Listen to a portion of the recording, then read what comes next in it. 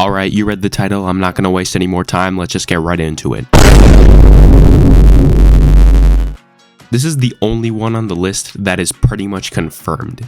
In December of 2019, Bougainville voted 98% in favor of independence, a draft constitution has been ratified by the local government, and the island will gain full independence from Papua New Guinea sometime around 2027.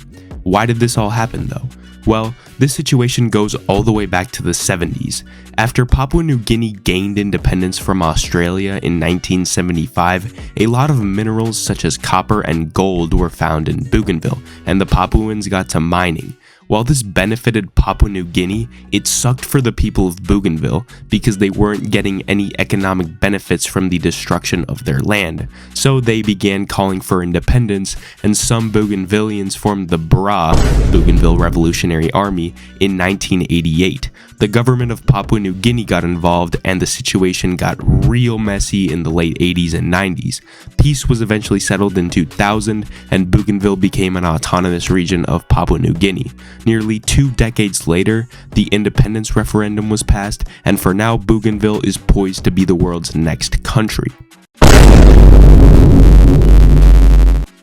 Now, if this country were to happen, it would in a nutshell become the Muslim version of the Vatican City. Now, you may be asking yourself, what does Bektashi mean? The Bektashi are a Sufi Muslim order founded in modern-day Turkey way back in the 13th century. Their beliefs differ from mainstream Islam in that they have more syncretic elements from other religions and that they seem to emphasize peaceful coexistence with other sects of Islam. Bektashis faced heavy persecution during the reign of the Ottoman Empire and especially during Turkey's transition into a secular republic, which led to many of them finding refuge in Albania. However, there, they faced even more trouble under Albanian dictator Enver Hoxha. However, they survived, and about 5% of Albania's current population belong to the Bektashi faith, and the Bektashi headquarters are in Albania's capital, Tirana. In September of 2024, the Prime Minister of Albania announced that the country plans to set aside a small patch of land in the middle of Tirana for the creation of the Bektashi state. This new country would become the new smallest country in the world, being only about a quarter of the Vatican's size. The objectives of this new state would be promoting religious tolerance across the Muslim world, as well as hoisting up a more positive image of Islam for the rest of the world to see. While the Bektashi state proposal has its opponents such as Iran, and it probably won't become a UN member state because, well, the Vatican isn't a UN member either, the plan for a Bektashi state may go as planned if it passes the Albanian parliament. This is an interesting one, because out of all of these, it is the only one that is currently de facto independent. Somaliland's struggle goes back to the presence of European powers in the region, no shocker, up until the 60s. The British controlled what is now Somaliland, and the Italians controlled what is now the rest of Somalia. After they left, the two new countries united to form the Somali Republic, and it was all kinda cool for like 9 years until shit hit the fan.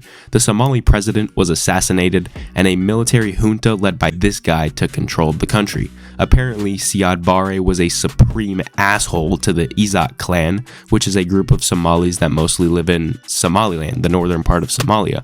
So, by the 80s, many northern Somali Isaaqs formed the Somali National Movement in resistance to the military dictatorship.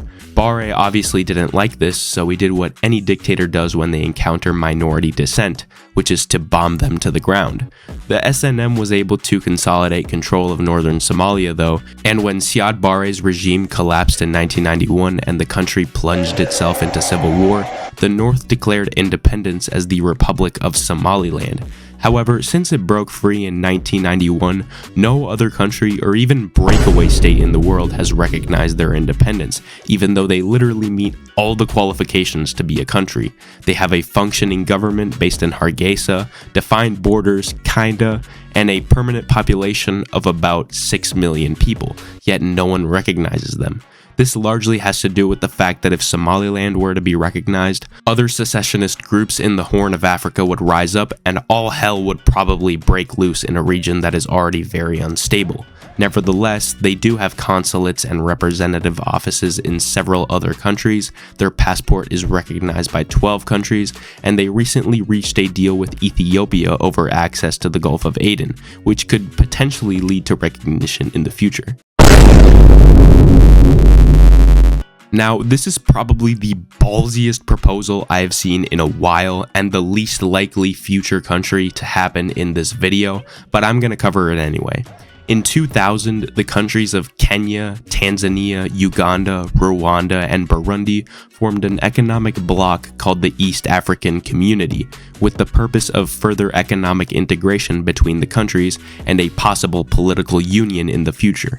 The bloc has expanded 3 times since then, with the admission of South Sudan in 2016, the DRC in 2022, and Somalia in 2024. And there are a lot of other countries in Africa that have expressed interest in joining. Ever since 2010, the East African Community has had a common market for capital, labor, and materials. In 2013, they announced their plan to have a common currency by 2023, and in 2018, a plan to draft a constitution was announced.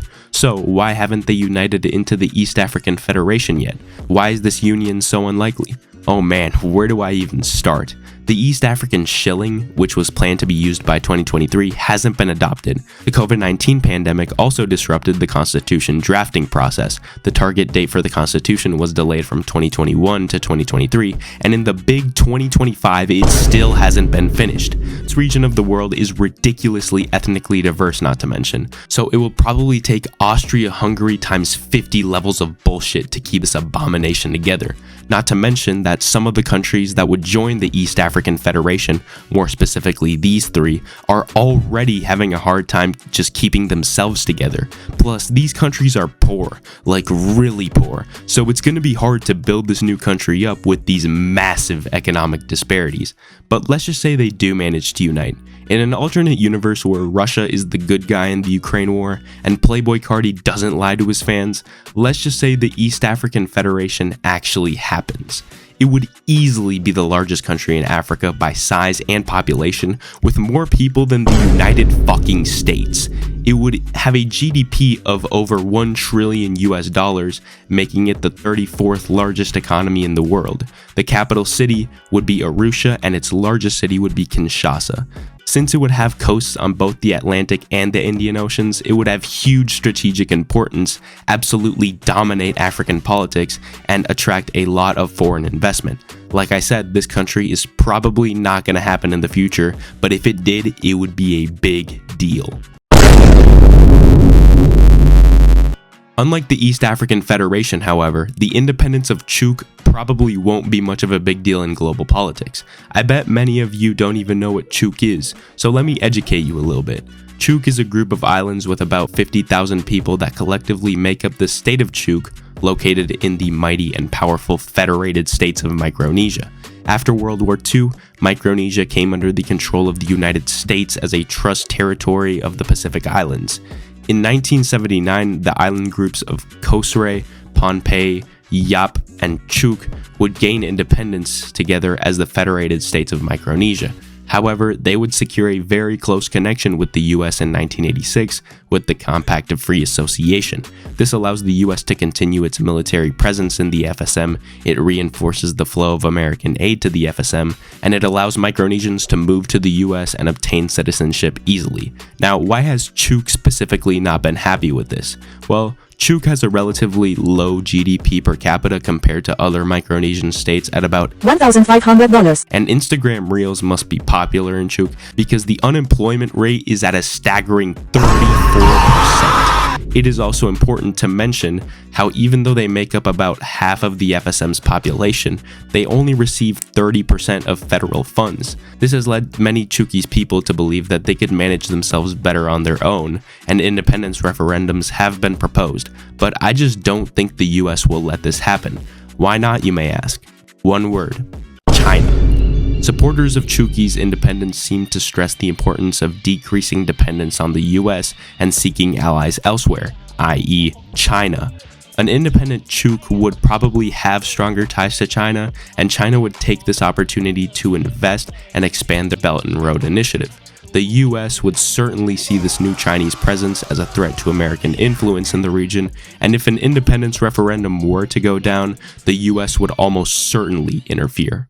So, even though Bougainville is expected to finalize their independence around 2027, and the Bektashi state has been proposed, the future for these other places is still hazy. While this may be a good sign because the last time a country became independent it didn't go too well, it kinda sucks because we won't see any new Geography Now episodes for a long time.